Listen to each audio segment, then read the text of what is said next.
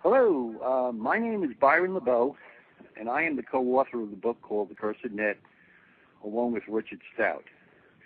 And I want to welcome everybody to another edition of the Cursed Net Breakthrough Radio. Today is September 22nd, 2008, and this evening we have with us a guest by the name of Gary Bates, who I specifically asked to interview. Greg Messina, who is the creator of this blog, Radio Talk, and also the production manager, was able to get Gary, despite Gary's very busy schedule as he enters from Australia to the United States and going all around the country.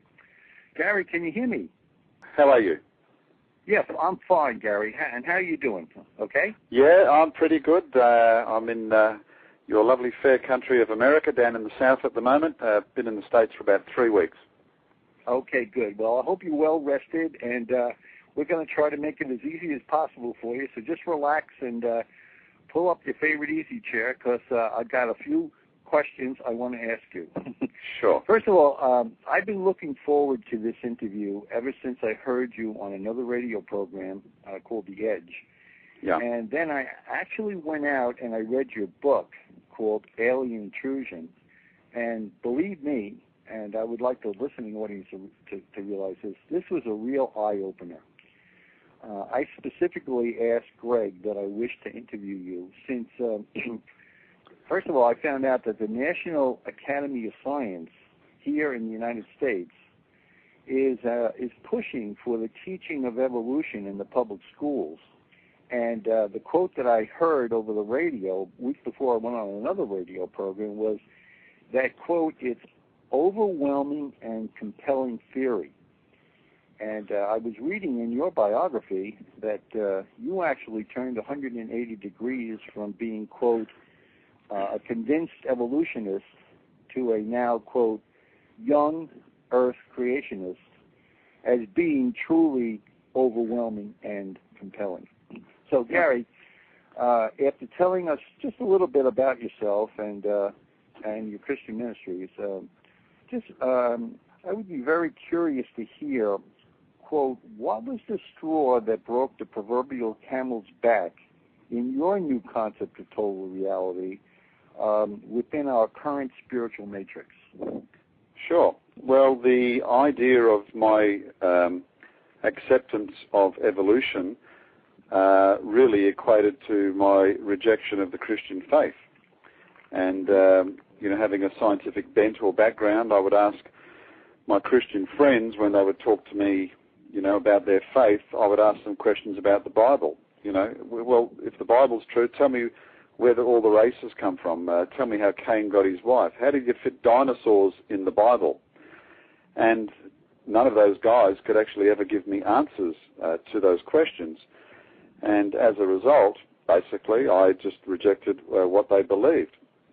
But then I started to see that there actually was more than one way of looking at our world. And unfortunately, a lot of people like myself have been convinced, and I'd even go as far as to say hoodwinked, to the idea that the matter is settled, the jury's out, evolution is true, there was a Big Bang 14 billion years ago, you and I are the product of blind chance random processes over, millions or even billions of years, etc. Now, the reason that happens is because at school in Australia or the United States or wherever you're from, basically we're only taught one view because we think it is a scientific view.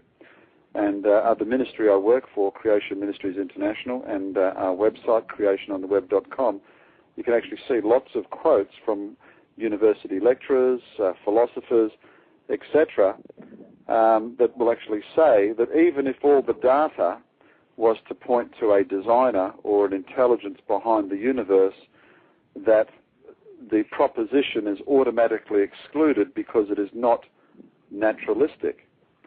So what's happening is we are actually only being presented with one side of the story. And when I started to realize there was another side of the story, my initial reaction was probably one of anger, that as a human being with I believe, coherent thought processes, why was I not exposed to the alternative? Why was I not allowed to hear all of the information? Now, the naturalist would say, well, I'll tell you why, because you heard some creationist view of the world and you've become a Christian. That's why, and it's unscientific.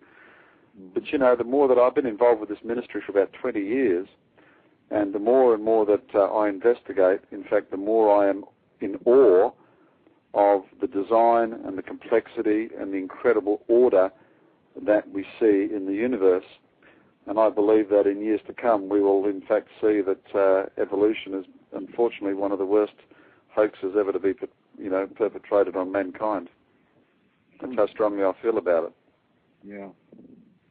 And I would just to echo that, I actually went on your website, and then I actually went on the Christian Ministries website, and I could not believe some of the extremely interesting and very specific arguments that were being presented about if evolution were correct, we are faced with a number of anomalies, and a number of the Christian scientists that are on this particular website address many of these issues, and I hope to get into them within the next hour, because I find that they are very, very interesting and telling as to, well, is it really overwhelming and compelling, and are our poor kids who are subjected to the public school system going to be forced, actually brainwashed, to believe things that are, in fact, if you did a little research on your own, you would find there doesn't seem to be much substance to it at all, But, speaking of preconditioning, Gary, I noticed, and I'm a writer too, in my own books and other essays I've written over the years, I constantly have used certain either movies or sci-fi novels or whatever in order to get a point across about what I was trying to talk about. And I'm seeing that you did absolutely the same thing in your book, Alien Intrusion.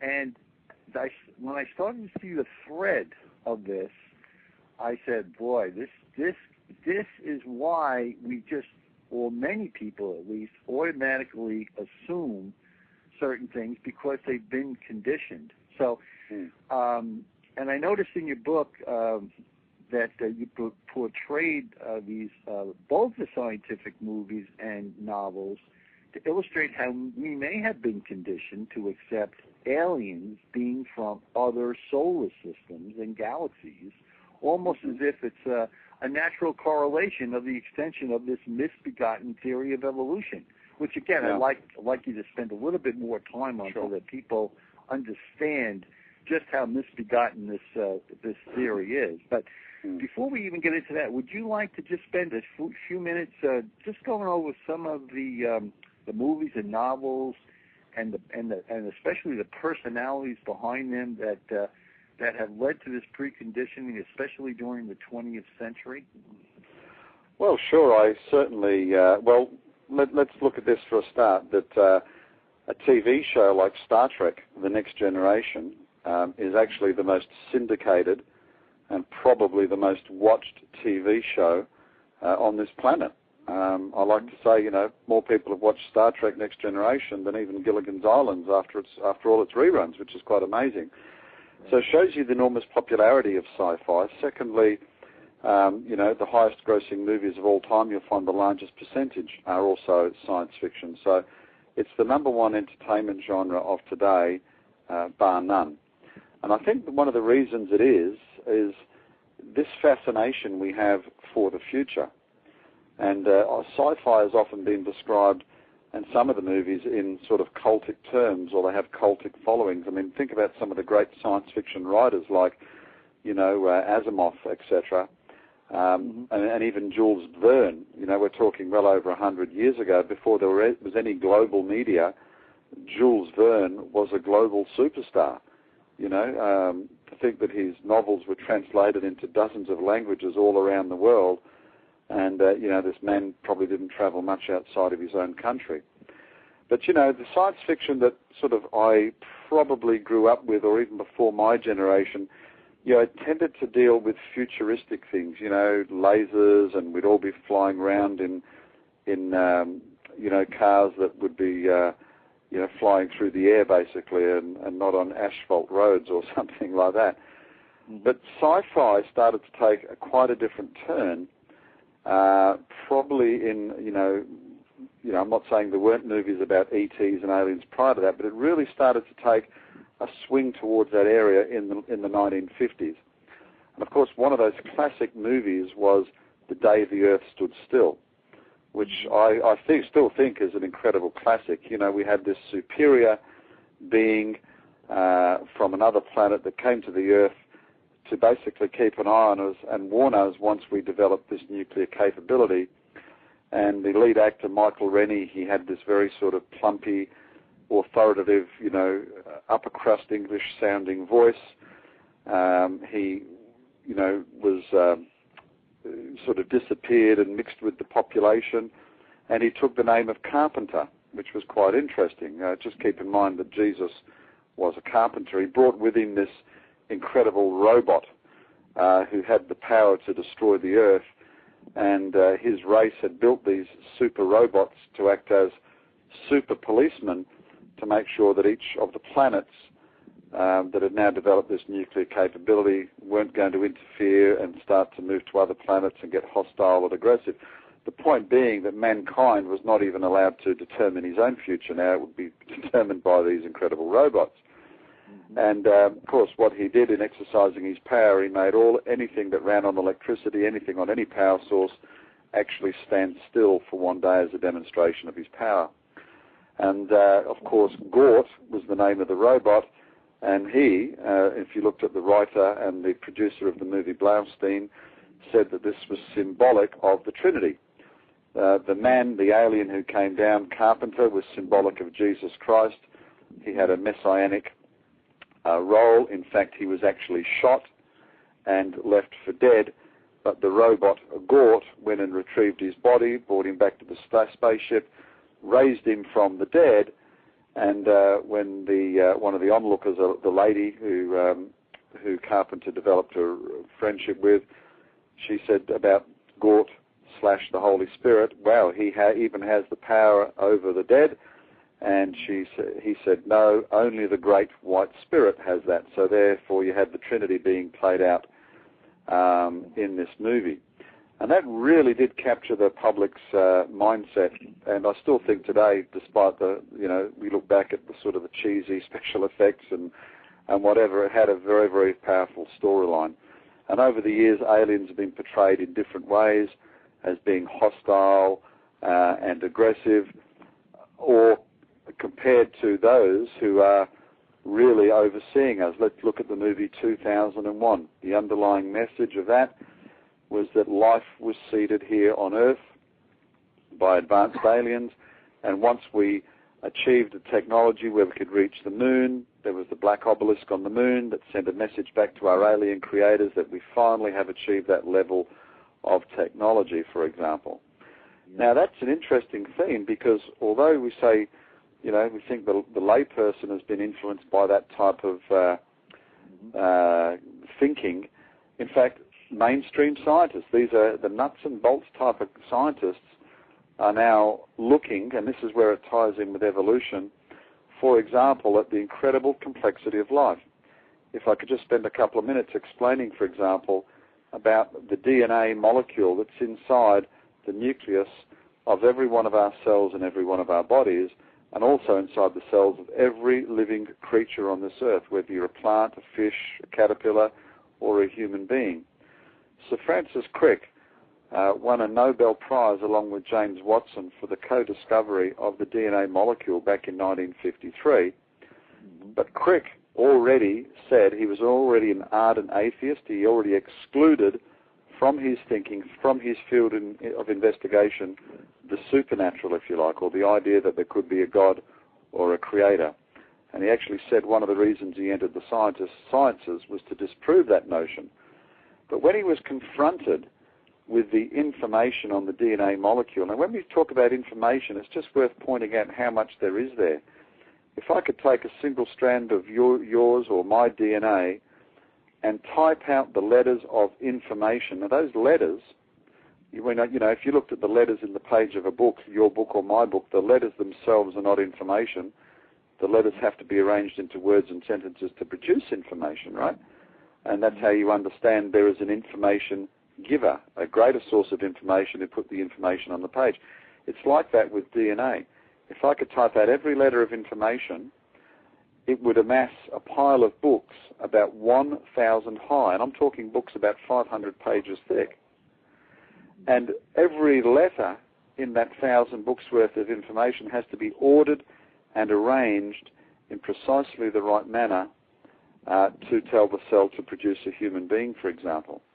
And so when Crick was faced with this information, obviously it must have been quite a shock to him to see that really there wasn't a naturalistic explanation.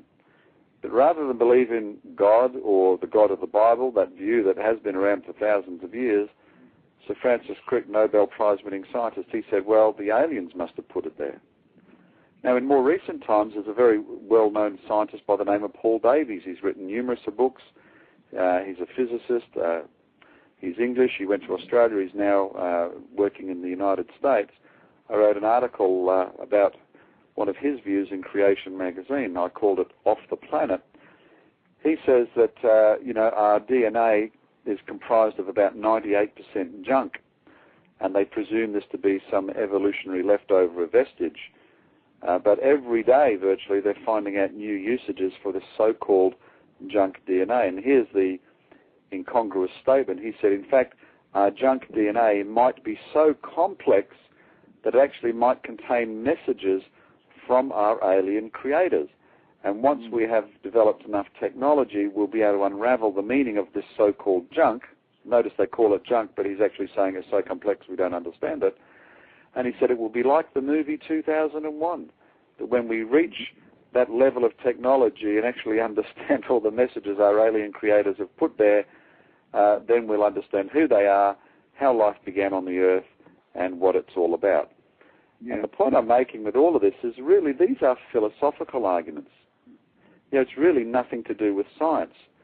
So the type of science that you and I and most people understand is the type of science that you can do repeatable, experimental, tests in a laboratory, and from those tests, you can build aeroplanes and rocket ships and mobile phones and radio stations.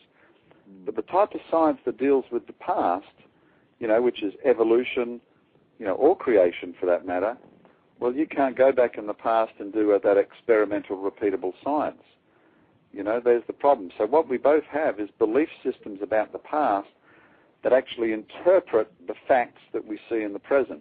We see DNA in the present, we see fossils in the present, we see, rocks in the present, we see all those things.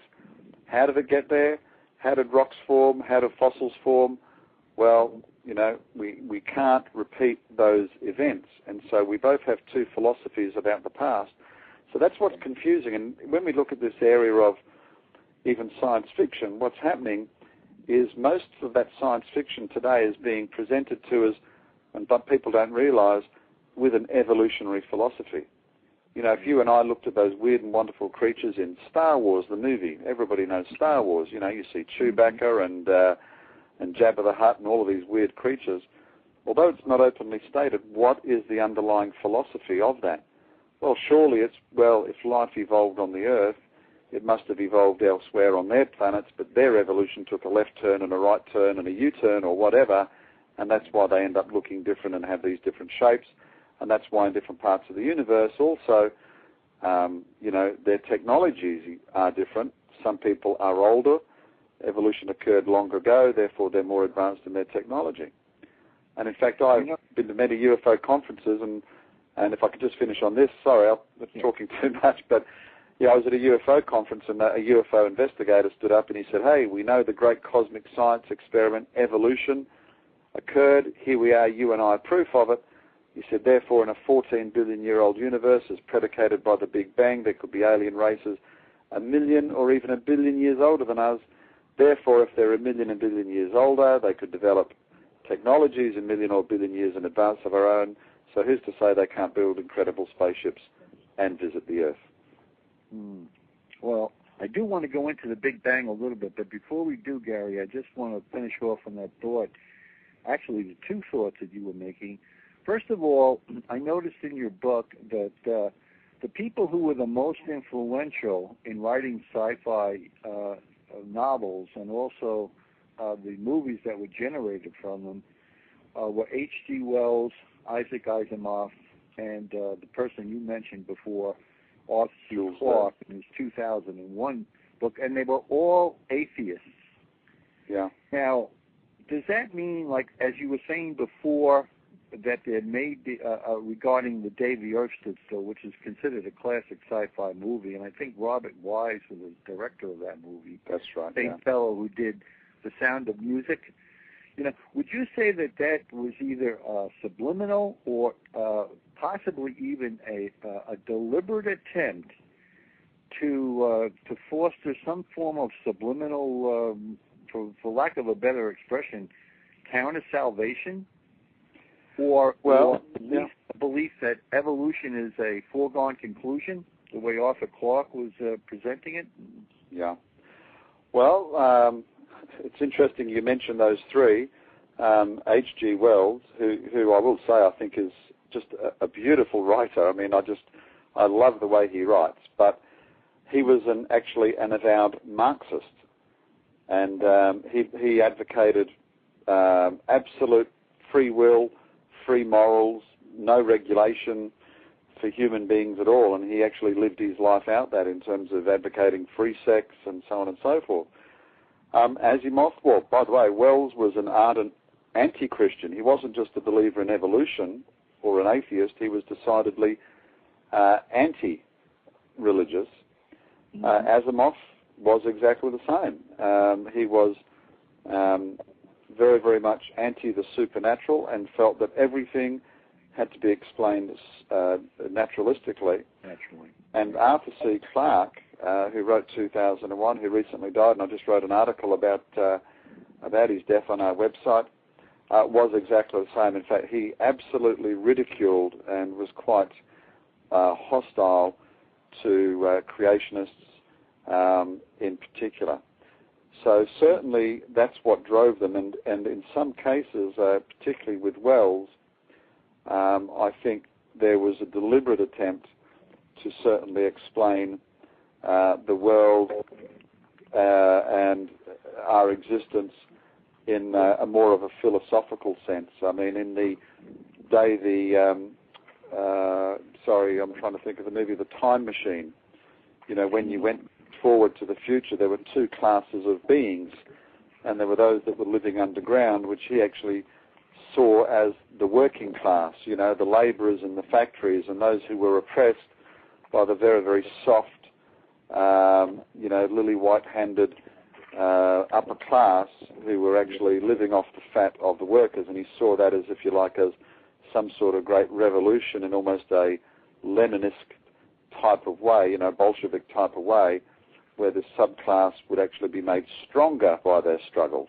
Classic evolution, you know, survival of the fittest, cull out the weak, and they would eventually predate upon the weaker upper class as well. I mean, we've already discussed 2001, the movie, which based on the book The Sentinel by Clarke, was certainly, again, that idea and that very, very strange ending where we almost become godlike creatures. No one really ever understood it, and he never really explained it, but almost ascending into some sort of nirvanic, New Age type state, which is also a very, very common theme in ufology today, that, you know, in the future we won't even need spaceships to get around. I remember seeing on a show in Canada once, a sci-fi show, an alien being channeled via a woman, supposed alien being channeled via a woman, says, hey, in the future we won't even need spaceships, our atoms will move so fast, we'll be able to just flit around the universe at our own will. So certainly, I put it this way, in my book I actually found it very, very hard to see any science fiction that was written from, if you like, a Christian worldview. Christian worldview, Yeah, it's like basically non-existent. Yeah, and you know what really floored me? I mean, I never really thought about it too much, but there was somebody in your book, Guff, or somebody like that, I think his name had a beautiful explanation about, we're given this grand theory of the Big Bang, right? Mm. And everything flows from the pinpoint start. But what people don't seem to realize is none of these genius scientists can seem to explain, well, what came before this pinpoint? Mm. So I actually put a web page up called Big Bang Bust based on one of the essays on the Christian Ministry's website. I thought it was so interesting. Maybe you can take a few minutes going from, well, yeah, there's something about this Big Bang that just doesn't make sense. There are anomalies. It leads to other anomalies, which lead to, oh, by the way, maybe we really don't have it right about ETs from galaxies far, far away coming here. And then what about the uniqueness of the Earth and some of the things I know you addressed in your book? Would you like to speak to that for a few minutes? Well, sure.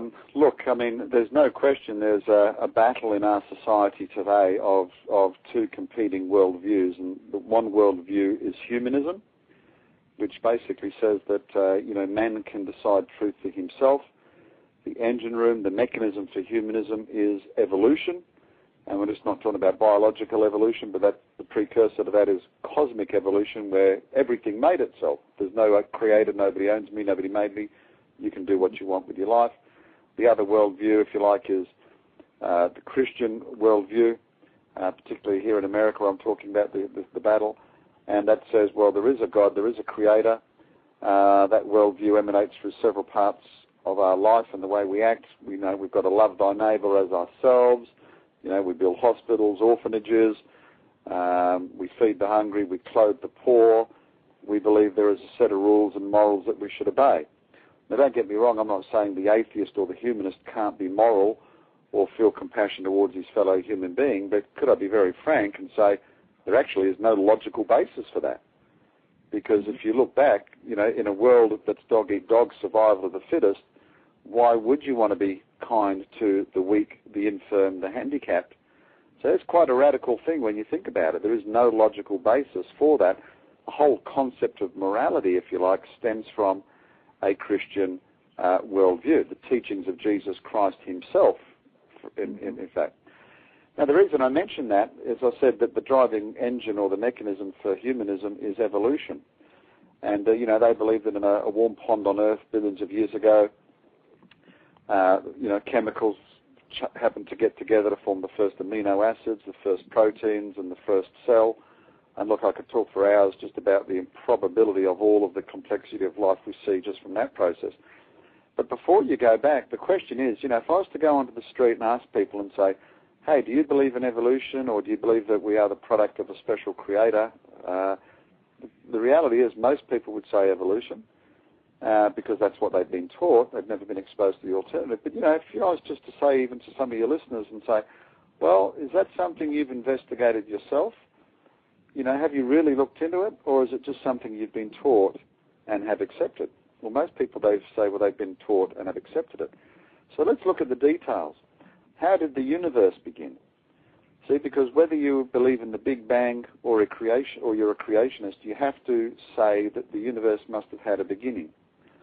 Think about this term, Byron. Everything which has a beginning must have a cause. Everything which has a beginning must have a cause. You and I have a beginning, and we know what caused us, right? And I'm sitting here in a building, and I know that somebody designed it, thought about it, built it. It had a beginning, and it had a cause. And whether you look at something that is inanimate, like a building or a structure, or something organic, like life, it's a scientific principle to know that it must have had a beginning. Now, when we talk about the universe, Big Bangers say, well, before the universe began, there was nothing. And when we talk about this nothingness, we're not even talking about empty space. Space itself is something. So there's no atoms, there's no matter, there's no planets, there's nothing. And in this nothingness, suddenly there's something called a quantum fluctuation. Now, that's still to be explained what that is, but it creates this little kernel of energy no bigger than the head of a pin, and this pinhead's worth of energy suddenly expands, explodes, and the energy converts to matter, and the matter, changes forms into clouds of dust, gas, and forms planets, stars, galaxies, and ultimately human beings over millions and millions of years. Now, in this nothingness, when this quantum fluctuation occurs, you've got to remember there is no universe, so the laws of physics don't apply. So you can pretty much imagine whatever you like. Now, the alternative is that there is a supernatural entity who actually exists outside of our time and space that brought the universe into being. Now, that's a hard concept to understand, because then people might say, well, hang on, Gary, you've stumped yourself, because if you're talking about God, well, then who made God? But the Bible actually says about God that he does not have any beginning. And I don't believe that is unscientific, because if I could say to you, Byron, let's just think about what the concept of time is itself. We've got a watch, and we measure a day by a rotation of the Earth, right? So we have a lunar cycle, which gives us a month. We have a solar cycle where the Earth goes around the sun. So in other words, in our neighborhood of the galaxy, we use these physical properties, atoms that comprise planets, to define time. But before the universe began, and there was no matter, there was no planets, did time exist? So that's a hard one for you and I to even comprehend. How can there be no time? Well, because we are products of the time-space universe that we exist in, the one that I believe God created. So therefore, if he created the universe, he is actually not bound by time. And when you think about it, that's how come he can tell us in Scripture, hey, what's going to happen in the future also. Because maybe he sees time as something, quite linear. Now, either matter itself is eternal and can rearrange itself into complex living organisms, which even Big Bangers don't believe that it's eternal, or I say there has to be a supernatural entity outside of our universe who brought it into being, because the universe must have had a cause. We're talking about the physical universe, and that's what I'm saying. Whether it's a building or a plant, everything which has a beginning has a cause. The universe, as we see it, is a physical entity, if you like, and therefore it must have had a cause also. It must have had a beginning. Right. So if we get right down to it, as far as the book of Genesis is concerned, if it could be shown, and I know you do go into many, many details, which we probably will not have a chance to address in this hour, but if it can be shown, let's take it for argument's sake, that evolution is not true, but there was a creation, a direct creation, and I believe you had mentioned that you consider yourself now not only not an evolutionist, but you believe in the young universe. Yeah. And in this young universe, the Earth was created directly, and it seems to have properties that are so unique that it would almost be virtually impossible for it just to evolve into what it is, so that we are who we are today, and everything about us that we see is. So just speak for a minute or two about just how unique this Earth is, and maybe it'll give people cause to think a little bit more about the Earth that they inhabit and who was responsible for it. Sure. Well, people can do that themselves. They can get onto the internet and do a search for the anthropic principle, ANTH ROPIC, anthropic principle, and they'll see that there's about 120 markers that scientists use that they say gives the impression that the universe, note the universe, not the solar system or the galaxy, that the universe looks like it has been designed specifically for human life, and that means the Earth. Now, do they believe it? Well, they say no. But let me just give you, before I talk about it, let me give you a couple of examples. When we we hear about our Earth being in what's called the Goldilocks zone. That is, we're not too close to the sun, or we fry, and not too far away from the sun, or we freeze.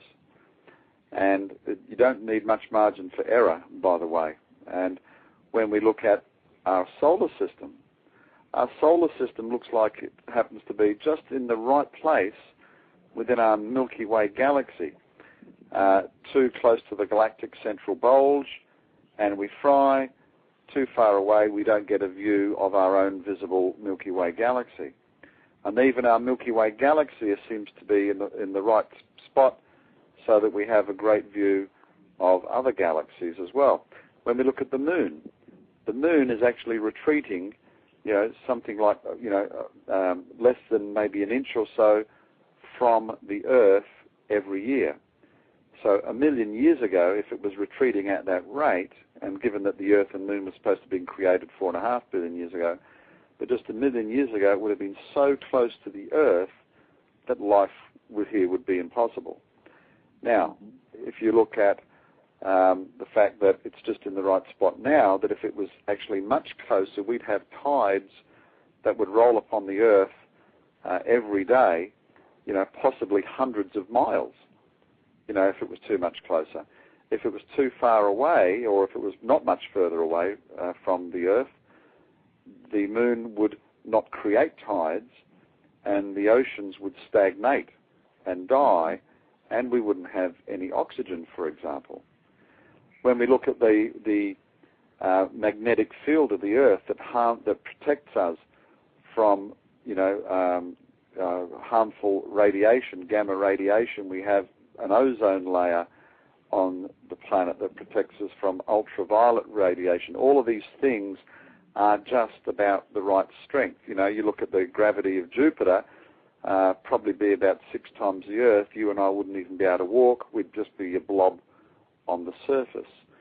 Now, how do people get away with that? Because that anthropic principle is not a creationist idea, by the way. It's held in it's a secular view.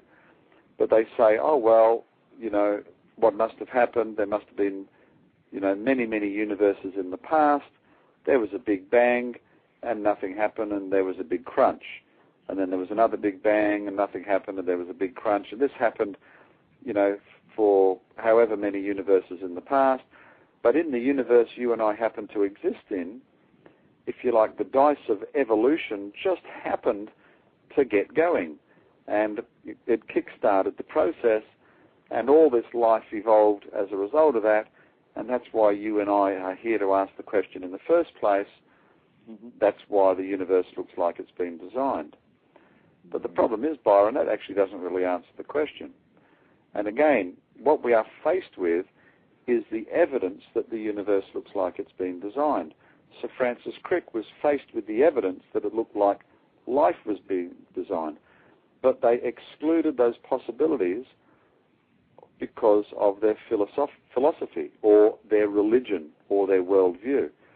Edwin Hubble, who the Hubble Space Telescope was named after, he actually said, when we look out from the universe, in the universe from our position in the Earth and the Milky Way galaxy, we see something called redshifts. And redshifts are actually the wavelengths of light from retreating galaxies that have actually stretched the light to red in the spectrum. It means basically those objects are moving away from us. Now, think about this. If we look out here from the Earth now, as Hubble did, we see everything moving away from us in every direction. If galaxies were moving towards us, we'd see them shifted blue in the spectrum. But we see them all red-shifted. And the implication of that, of course, is that we must be somewhere near the center. If everything is moving away from us, we must be somewhere near the center. Right, yeah. I mean, it's just perfectly logical to me that if we can see redshifts no matter where we look, in order to do that, we have to be in a perspective that would make some sense. And now, correct me if I'm wrong, but isn't it true that even Copernicus had deduced that the Earth and its sun was in the center of the galaxy? Well, Copernicus was the first one to realize that, the sun and all the other planets were not moving around the Earth. He realized that we were rotating around the sun. But there's sort of what I call a neo-Copernican view that has really extrapolated that and taken that one further. But you know what's interesting in Hubble, if I could go back to that, and I've actually got a quote from his in my book, and I can't remember it word for word, sorry, so I'm just paraphrasing, but basically he said that, the evidence suggests that the Milky Way and the Earth actually occupy a special position, and then he went on to say, which is intolerable. See, most people imagine the expanding universe like a ball, that space and matter is expanding outwards. But in fact, the standard model of the Big Bang doesn't do that, and it's really bizarre to try to explain to people, but they need to understand that the Big Bang model and some of its assumptions is actually designed, as Hubble suggested, to actually get away from the implication that we are somewhere near the center. And I want you to imagine, for example, that if, imagine a balloon, a deflated balloon, and that the universe only exists on the surface of the balloon. So for now we're talking in 2 dimensions so we can get our mind around it. And imagine on the surface of the balloon I've got all these buttons or sequins pasted that represent galaxies. And you are an ant standing on the surface of that balloon. Now as I blow the balloon up and expand it, remembering this universe is only on the surface of the balloon, objects would be moving away from you in every direction. Okay? And therefore you are nowhere, there is no center. There's no center and there's no edge. So that can help explain it. And now then they actually say, well, now let's expand that to 3 dimensions and we'll wrap it around a 4th dimensional hypersphere, which is supposed to be that nothingness that was there before the universe and space existed. Now, is that actually what we see? No, it's not what we see at all. And this is a highly convoluted philosophical model to get away from the most simplest observations that we are somewhere near the center of an expanding universe. And even since that idea was seen, we've now seen something, and people can go and look on our website, creationontheweb.com. That's the Creation Ministries website, but it's called creationontheweb.com, and type in the words concentric shells. And they've now seen that redshifts seem to be formed in layers of light. The best way to describe it is a bit like layers of an onion. And guess where they all seem to be centered? On the Earth. On the The Earth. people hearing this will be going, what? I've never heard this. How can they think those things? But we need to understand, and why I'm so strong in my views on this is because the models that are being presented in a framework of naturalism that excludes any design, any idea that there can be a creator, and therefore people are not being presented with complete, full and frank information.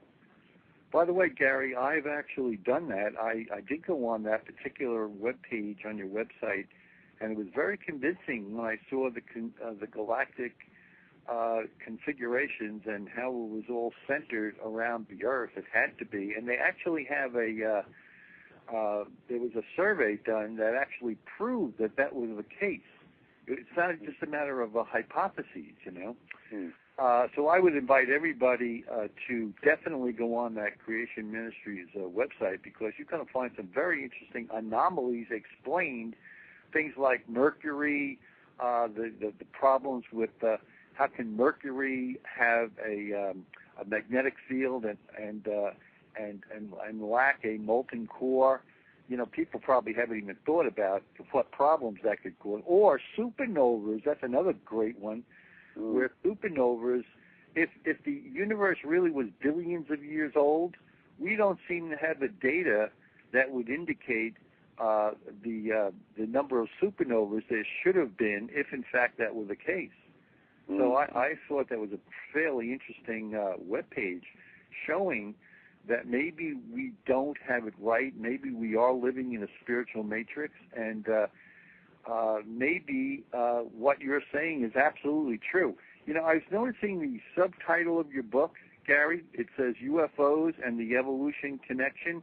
We haven't really spoken about UFOs, but maybe in this last segment you could just spend a few minutes on, well, listen, what in fact are these UFOs? Are they all hoaxes, or is there something to it? And if there is something to it, who and what are in the UFOs?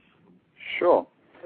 Well, being one who, as I said, was angry because information was excluded from being presented to me, I have to say that one of the reasons I went into this was to really try to understand and investigate the phenomenon for myself. So although I do have a pre-belief in Scripture and the Bible, I genuinely wanted to find out what was happening and understand that millions of people are also interested in this.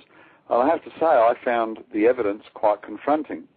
I can honestly say that I think that practically every UFO would have to be explained as either man-made or natural phenomenon.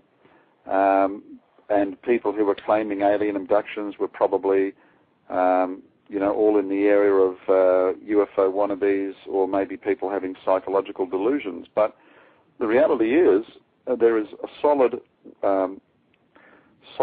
bank of research and data that shows that the majority of UFOs, yes, can be explained naturalistically, but there is a small percentage that defy naturalistic explanation. UFOs change shape. They're seen on radar installations and they disappear. They've been seen to fly into one another, form one object, and go off in another direction. They've accelerated towards the ground and done U-turns and come back up without even slowing down. So they defy the very laws of physics. And one of the things I want to say about my book, Alien Intrusion, is that the research that I show is actually not little Joe Christian's viewpoint or, bias coming through. You'll find this is the research of actually the leading movers and shakers in the UFO movement. For example, Dr. Jacques Vallée, who's probably written, the most impressive books on this subject out of anybody. Dr. J. Allen Hynek, a former government researcher, physicist, who worked on Project Blue Book and then he also started off as a skeptic as well, and then started his own UFO investigation or organization. These guys ultimately said we are dealing with something, in their words, paraphysical, paranormal, for example, interdimensional. And Vallée, for example, showed that in the past, in the area of abductions, for example, people had encounters with these entities throughout history. The ancient Romans and Greeks saw flying shields with people on board, and American Indians saw flying canoes with occupants, and so on and so forth. And he said in the past, people are being visited by beings called fairies or elves, but their abduction experiences seem to closely mirror what's happening today. And, of course, what this did, it actually started to fit, if you like, the Bible's view. Now, because these guys don't start off from a spiritual worldview, they would not understand it as that. And someone like Hynek was quite perplexed and realized that when he talked in these paranormal terms, he'd often receive a bit of criticism. But in the Bible, of course, automatically says there is a spiritual dimension. That's that realm, if you like, what I said, where God is, that timeless realm. And the Bible also describes beings called angels. Now, everyone's view of angels are some sort of ethereal spirit beings with fairies' wings on the back, but if you actually read the Bible for yourself, it never ever describes them as that. These beings come in and they actually kill people, One angel was described as killing 180,000 soldiers in one night, and they do what these UFO manifestations and these so-called aliens do. They can actually manifest in our realm and they can disappear. It looks like they can appear as different things. And John Keel, that well-known ufologist and researcher into the occult, actually quoted. He says, for example, the devil and his demons can, according to the literature, manifest themselves in any form and can take the appearance of horrifying monsters to angels and so on and so forth. And he linked that also with this modern phenomenon of UFOs and extraterrestrials. And one of the things Keel brought out of it, he said there was a vast, I think he used the words, there was an imposing literature of this. But But here's what happens, Byron. Somebody has an experience, and a little grey entity stands at the bottom of their bed and says, I'm from the planet Zook, and I've chosen you, and you're special.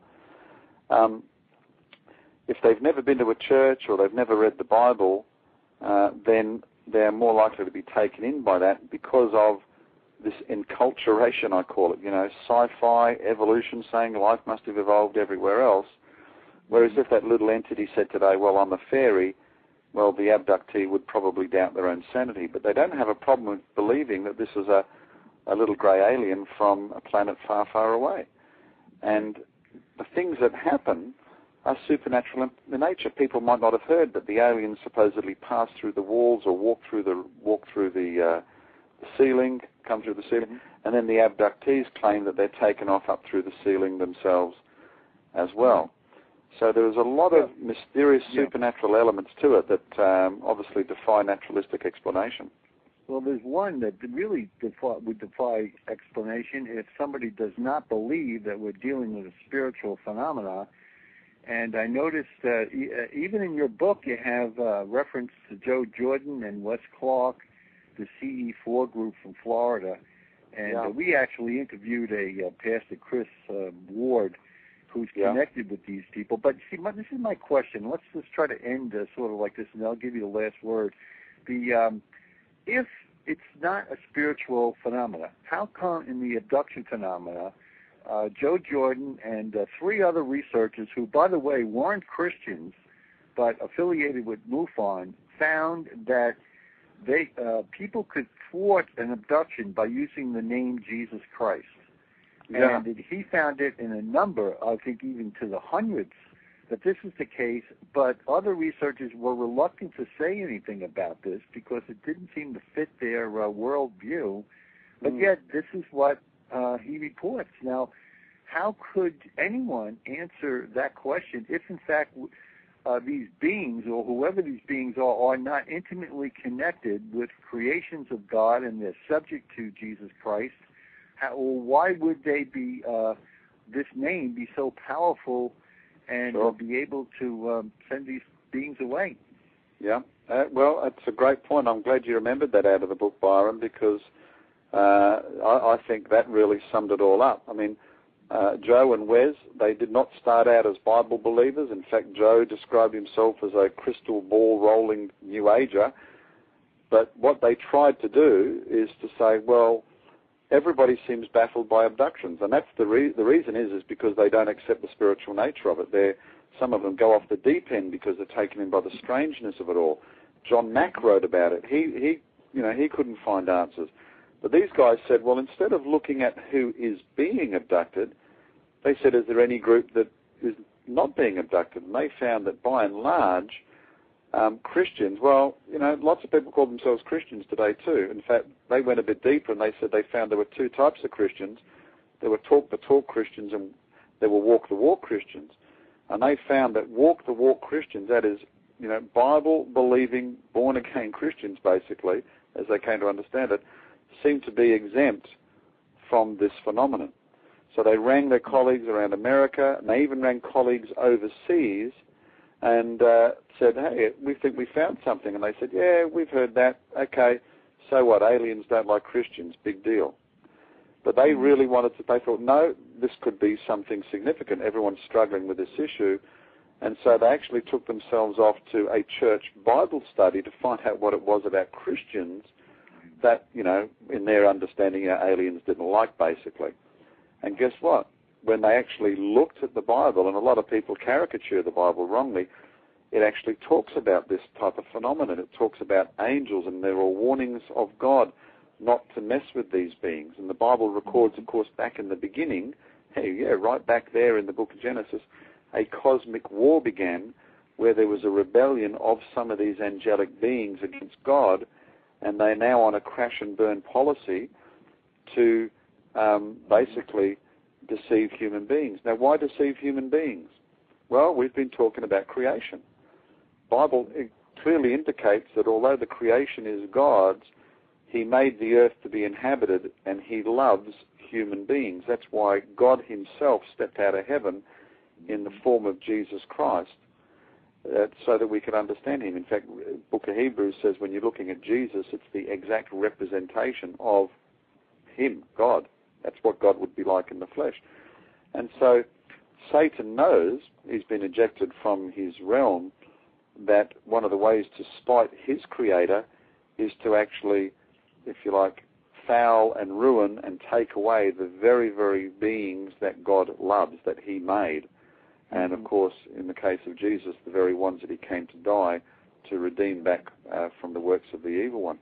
So these guys, it's a fascinating story through absolute research, not through any pre-existing belief in God or the Bible, found that the Bible was the only thing that made sense in trying to understand the spiritual nature of what was actually happening here.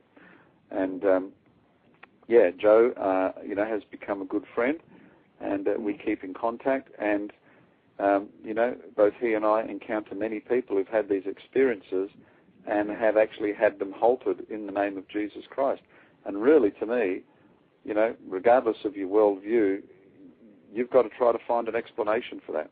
And the only explanation that fits to me is that, hey, the Bible answers it.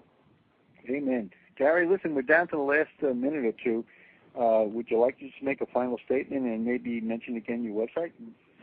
Sure. Well, look, Byron, I just want to thank you for bringing this to the public's attention. My book, Alien Intrusion, is available if anybody wants to get it from the creationontheweb.com website. The book's been an Amazon top 50 bestseller, and I don't say that to boast, but just to show how people from all walks of life, because presumably most of the people that buy books on Amazon are probably not Christians, how they have found it an easy read and how it has opened their eyes, and they can go onto Amazon and have a look at all of the comments there. And I would just say to people on this creation evolution issue in particular, I always say to people, when you're presented with comments about evolution and somebody says, oh, look at this fossil or this piece of skull or a tooth fragment, it's 65 million years old. The question is, actually, how can they know that? There's no test you can do on it to prove the age of anything. Radiometric dating doesn't work like that, etc. And just say, what is the evidence? How do you know? And, it's quite satisfying and liberating to be freed from the thought that you and I are just nothing, we've come from nothing, we're going to nothing, to actually think, my goodness, there could actually be a creator, and if that creator is out there, well, you know what? The Bible says he's even counted the hairs on my head. How can he do that? Well, because he is the creator. And that same creator says that he wants to have a relationship with us, and he sent his one and only Son to show us the way. And to me, that's been the most liberating thing, understanding that, accepting Jesus as my Saviour that I've ever had in my life. And hey, the science only continues to lead me to that idea. Well, that's an awesome thought, Gary, and I just want to thank you so much for taking the time out of your busy schedule to be on our program and to bear witness to a truth that I hope many people will really think hard on. It's just been an honor to have you on the ChristianNet Breakthrough Radio. And in closing, ladies and gentlemen, I'd just like to say, remember to avoid the strong delusion that St. Paul talks about. And in the case of what we were just discussing with Gary Bates, these delusions revolve around evolution and that benevolent space brothers are coming to rescue us from galaxies far, far away. No, this is truly false reality. But rather, put your reliance on the Father and the Son and the Holy Spirit, remembering that, and I quote from Romans 10:9, if you confess with your lips that Jesus is Lord and believe in your heart that God raised him from the dead, you will be saved. By the way, I just would like to mention, as far as Gary's book is concerned, if you just want to get a little bit more inkling into the book, I put up on my own website, inspectorblabo.pbwiki.com, a couple of web pages that one directly relates to Gary's book and some of the incredible details that he has that we didn't even discuss during this program today. It's called Stumbling Block to Intelligent Design, which is a quasi-synopsis of alien intrusion. And I also put up Big Bang Bust, which goes into the details that Gary was talking about the myth of the Big Bang. And one subject we really didn't get around to talking about is Phantom Pre-Adamic Man.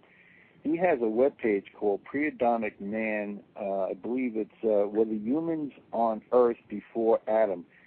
Very, very interesting webpage. And all of this is on, I believe it's christianministries.com. Creationontheweb.com. Oh, is that what? I'm so sorry. Yeah, Greg. that's all right. Creationontheweb.com, right? And the another one, Mystery Mercury Embarrasses Evolutionists, which is based on another one of his. Actually, the people who write on your website do it. I think they do a fantastic job because they point out these anomalies that you just can't answer them if you're being honest with yourself and still want to hold to a universe that's billions of years old. Yeah, right well, most of those guys are PhD scientists too, I should point out. So. Yeah, it just amazes me. I was fascinated. I know we're at the end of the program, but I was just fascinated by that whole argument about rocks.